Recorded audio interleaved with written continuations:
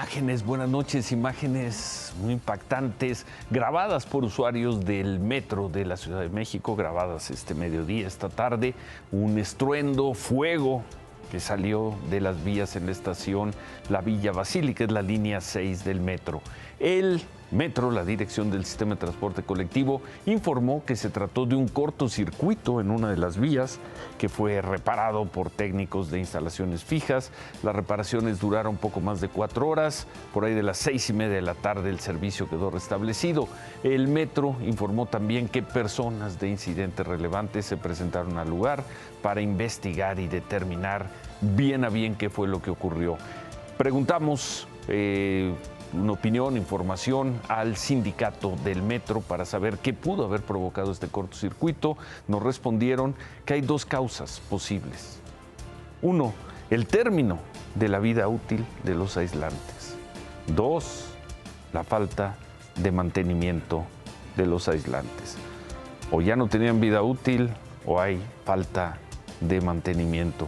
El sindicato nos asegura que van a seguir trabajando en la noche para determinar bien cuál de esas 2 causas provocó estos hechos.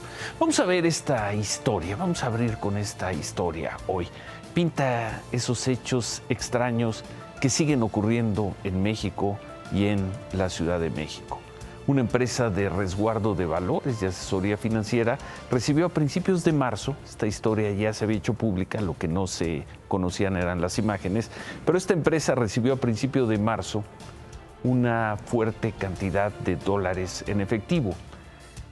Con una orden el 15 de marzo, con una orden de cateo por narcomenudeo, agentes de la Fiscalía de la Ciudad de México entraron a las oficinas de la empresa, se llevaron el dinero, pero de acuerdo con la empresa, la autoridad solo reportó una parte. No se sabe más del dinero y 5 personas ligadas a la empresa, incluido el dueño, están presos desde entonces. Más de 2 meses presos por narcomenudeo, posesión de armas y lavado de dinero. Esta es la historia y estas son las imágenes.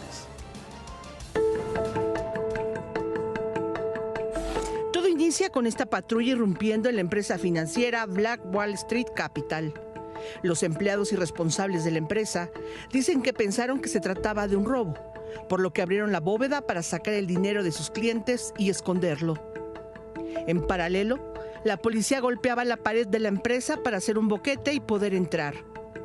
En cuestión de minutos, los trabajadores llenan 2 maletas negras, una bolsa azul, una bolsa de basura negra y una caja. En total, 5 paquetes que intentaron esconder en el peor de los lugares, la azotea del edificio. Corren con ellas, suben las escaleras, llegan a la oficina principal en el 2º piso, trepan a la azotea. La bolsa de basura con el dinero se rompe. Recogen el dinero y luego tienen que bajar de nuevo las bolsas porque lo sobrevolaba un dron de la misma policía. Corrieron de nuevo para tratar de ocultar las bolsas, pero ya no lo lograron. La policía entró frustrando así su intento de esconder los 5 paquetes con dinero. ¡Cabrón, cálmate, cabrón! ¡Vente para acá, pásale de acá! ¡Pásale para acá, todos muerten! ¡Rápido! ¡Rápido! ¡Ahí! ¡Sentado! ¡Sentado! ¡Rápido! Nos cargó su puta madre, así, Carlos. Se nos cargó su puta madre.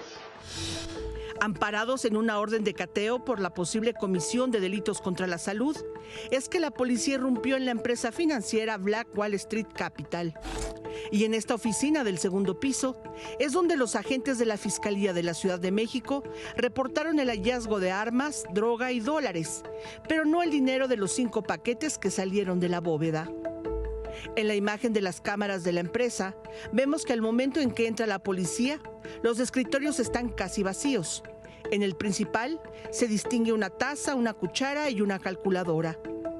Hay 2 hombres extranjeros en la terraza, un empleado que es sometido y luego la policía lleva a la oficina al dueño que trae una camisa rosa y a uno de sus escoltas.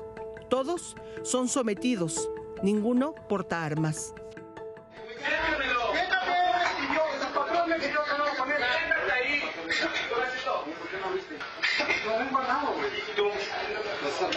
No estoy armado. ¿Dónde está tu hermana?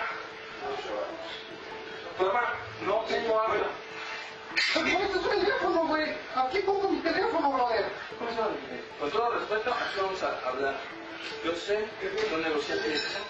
Vamos a hablar. Tenemos una orden de carteo. ¿Dónde está la orden? También es decir, Ahorita se lo voy a enseñar.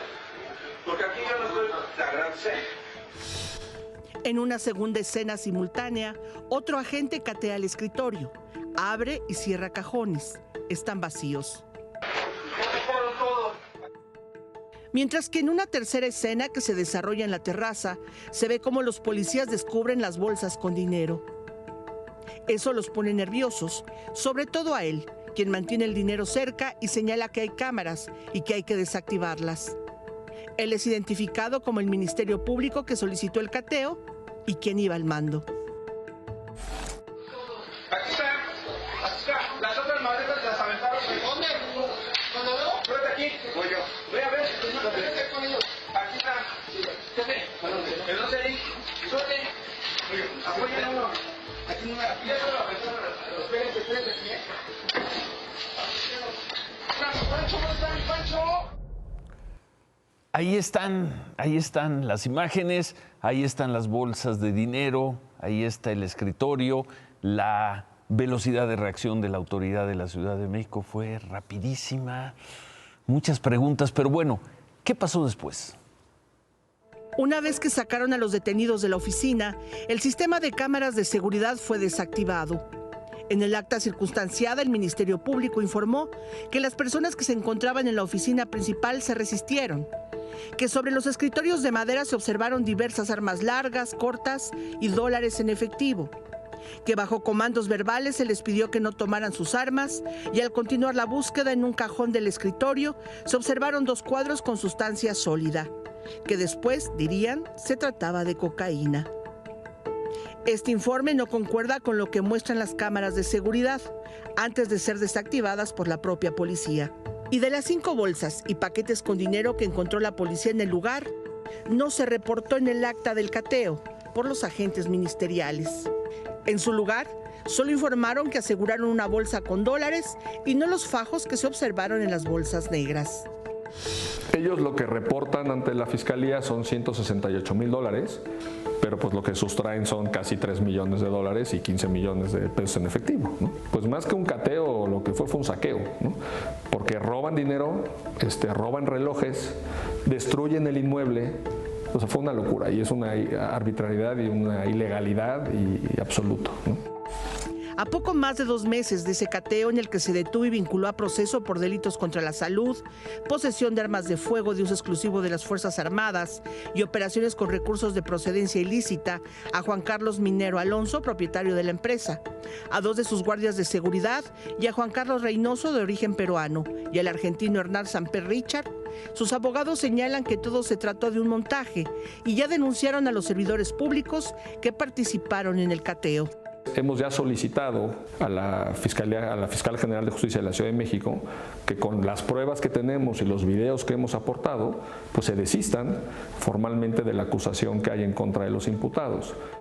Entre las pruebas que han recabado los abogados de los detenidos, además de los videos, hay un informe de la Sedena que aclara que 5 de las 6 armas que la Fiscalía de la Ciudad de México incautó en el cateo tienen registro legal de portación. Pero además, un peritaje de la Fiscalía General de la República, al que Imagen Noticias tuvo acceso, señala que el examen químico a la sustancia que se exhibió como cocaína en las fotografías del cateo no corresponde a alguna sustancia considerada como estupefaciente o psicotrópico.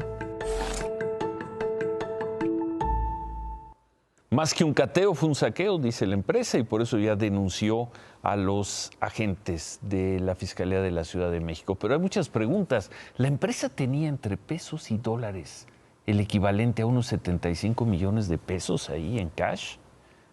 Una denuncia ciudadana llevó a la Fiscalía de la Ciudad a las instalaciones de la empresa a esa velocidad, una denuncia ciudadana. ¿En dónde quedó la totalidad del dinero? ¿La empresa puede documentar el origen del dinero? ¿De qué tamaño es este caso para que la Fiscalía haya reaccionado con ese despliegue y con esa velocidad? ¿Por qué la empresa está hablando de un montaje de las autoridades? Mañana vamos a tener más Mañana vamos a tener más y más imágenes sobre este caso y ojalá mañana tengamos respuesta de la Fiscalía de la Ciudad de México, que desde ayer nos respondió que ya pasaron nuestra solicitud de información, que ya la pasaron. Ojalá mañana tengamos su versión, su opinión sobre estos hechos. Vamos a ver ahora otra reacción de la autoridad también en la Ciudad de México. Esto ocurrió anoche en la colonia Peñón de los Baños. Ahí se hizo también un cateo por supuesta venta de drogas. Policías y agentes ministeriales de la Ciudad de México, aquí acompañados por guardias nacionales, llevaron a cabo este operativo, pero así lo recibieron los vecinos de la colonia.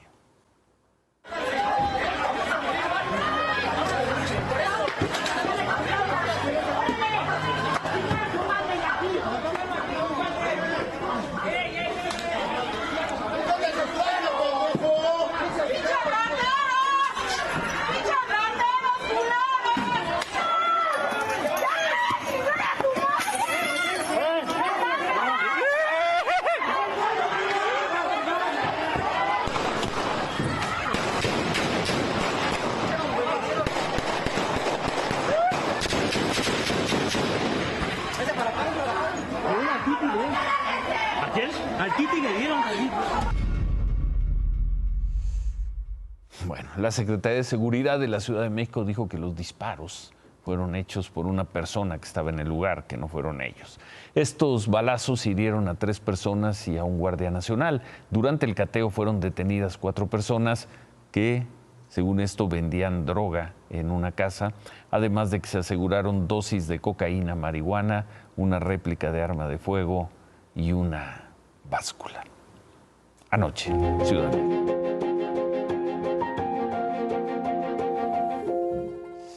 La actividad del volcán Popocatépetl se reportaba hasta hace unos momentos como estable. El monitoreo determinó que mantiene una emisión de vapor y gas con bajo contenido de ceniza.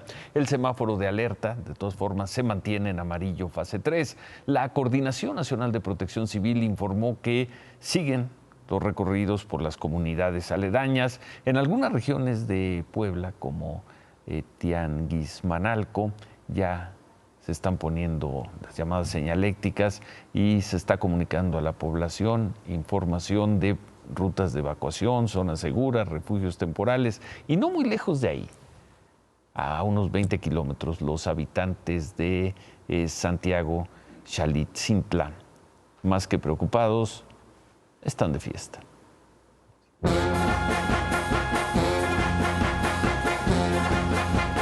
Es el pueblo de Santiago Xalitzintla, acostumbrado a ser vecino del Popocatépetl. La actividad del volcán no intimida su fe. Este martes, Santiago es festejado, pese a las restricciones por el semáforo amarillo en su fase 3. Son costumbres de nuestras fiestas del pueblo de cada año. ¿Están contentos? Contentísimos, porque ya sí hay lluvia. ¿Hay mucho que celebrar? Sí, no, viene todavía lo demás. Sí, ahorita se va a hacer vamos a traer la promesa y se va a hacer la misa, se hace la misa y después de la misa el mole.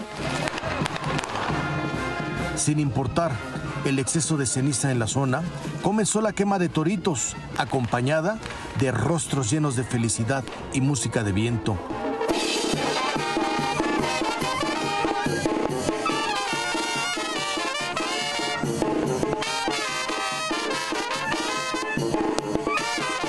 A los festejos por las calles se sumaron niños y adultos mayores.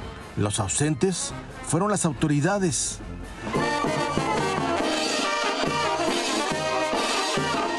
Las restricciones quedaron solo en discurso. La ceniza, que no ha dejado de caer, fue un ingrediente más en el mole y las tortillas a mano, que preparó el mayordomo, quien dice estar acostumbrado a la actividad del Popocatépetl.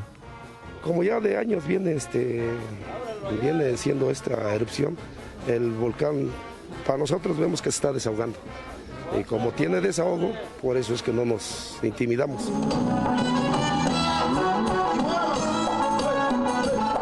Ya por la tarde, la fiesta continuó bajo la larga lona y más de 70 mesas. Polvo eres y polvo te comportarás.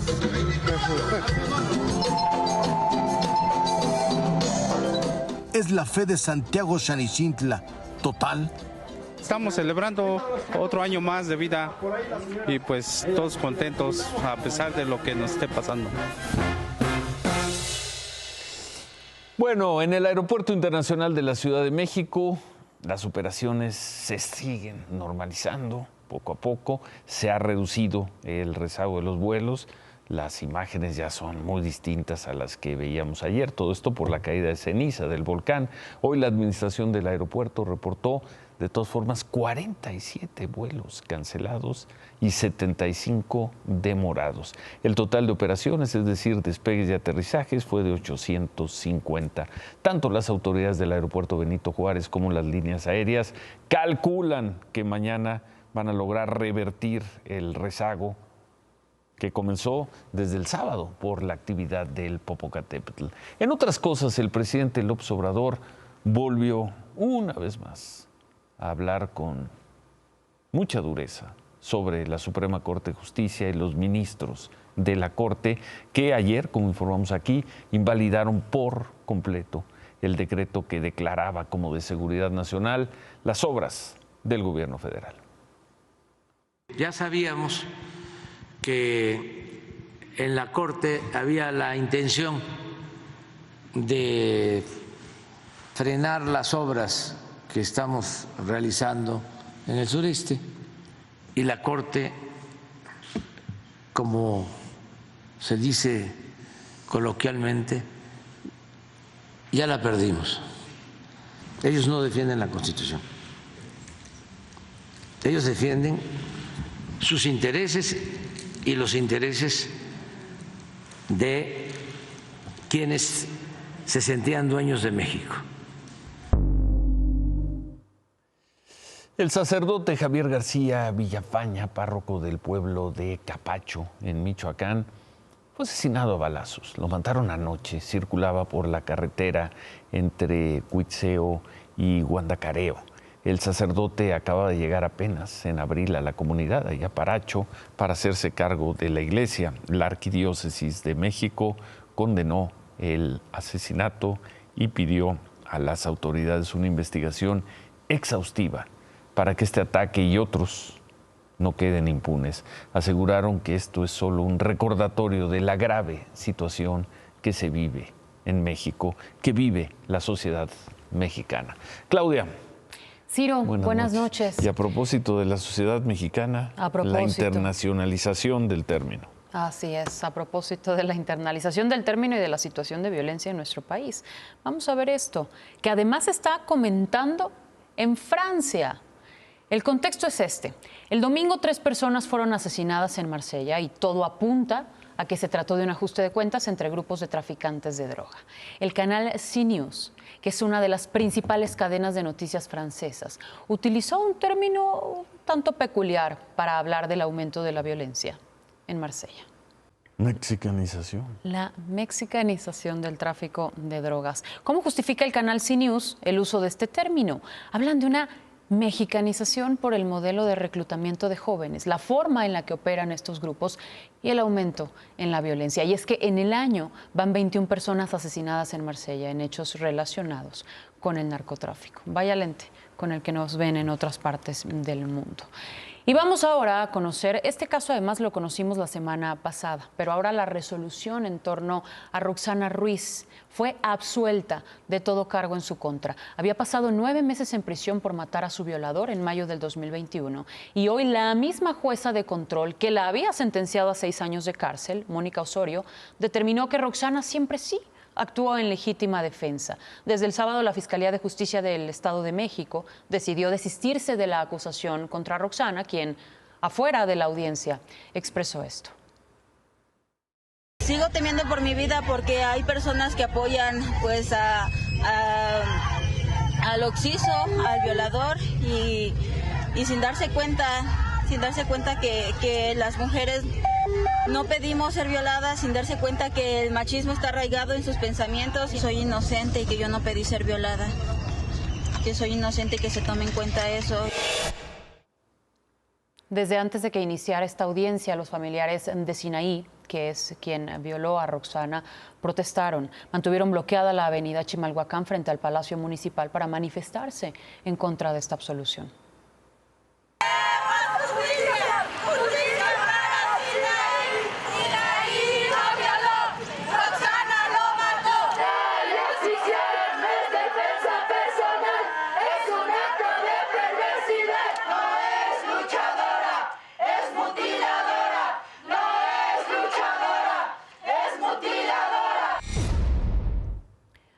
Para Roxana no se cierra todavía este capítulo porque la parte demandante, es decir, los abogados de la familia de Sinaí, tienen 3 días para apelar esta decisión y, por lo que acabamos de ver, posiblemente así lo harán.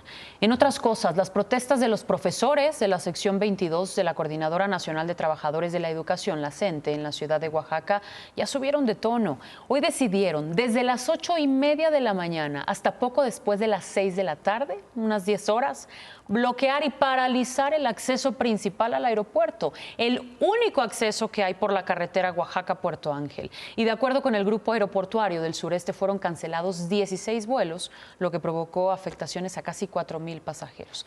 Pero como la semana pasada. Sí. Bueno, ¿y qué Pero más también pasó? se suma otra protesta, Ciro, de los normalistas de Oaxaca.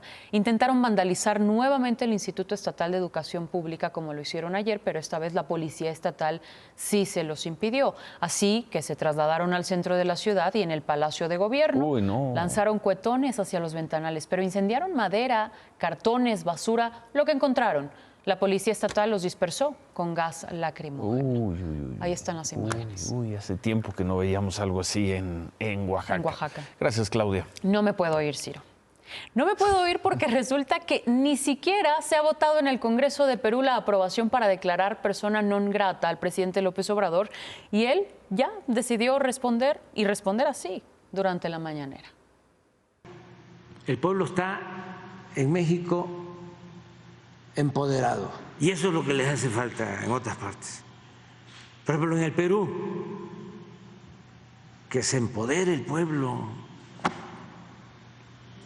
Y muchas gracias que me declararon persona no grata. Es un timbre de orgullo. Estamos muy conscientes que es una élite, una minoría rapaz. Políticos corruptos, traficantes de influencia, periodistas vendidos, alquilados, intelectuales alcahuetes.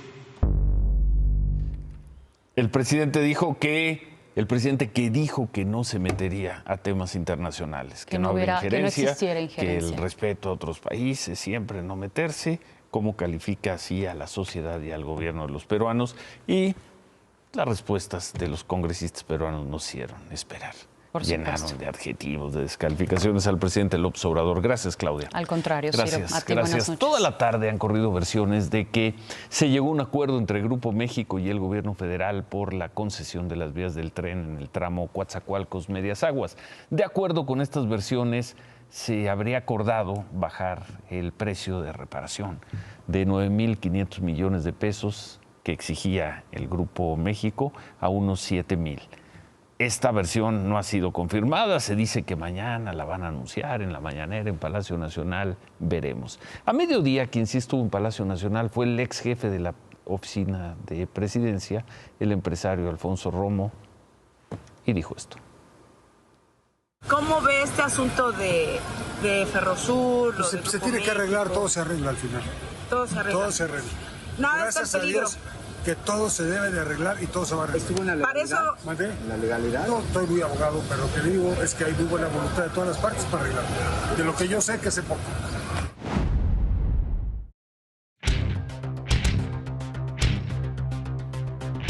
Después de ver todo esto, habría que considerar que el poeta de lo urbano, Juan Gabriel, tenía razón.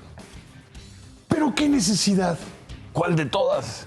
Todo si se confirma que se arregla el tema. Ferrosur, Grupo México, de Ferrosur, Grupo de la México, el presidente. Sí. ¿Qué necesidad? Necesitaba generarse un tema que llevó el tipo de cambio de 17.55 a casi 18. Que cayeran las bolsas, que hubiera todo mundo quejándose del Estado de Derecho, que apareciera el miedo de todo mundo. Fue un error, como lo dije desde el viernes pasado, de negociación.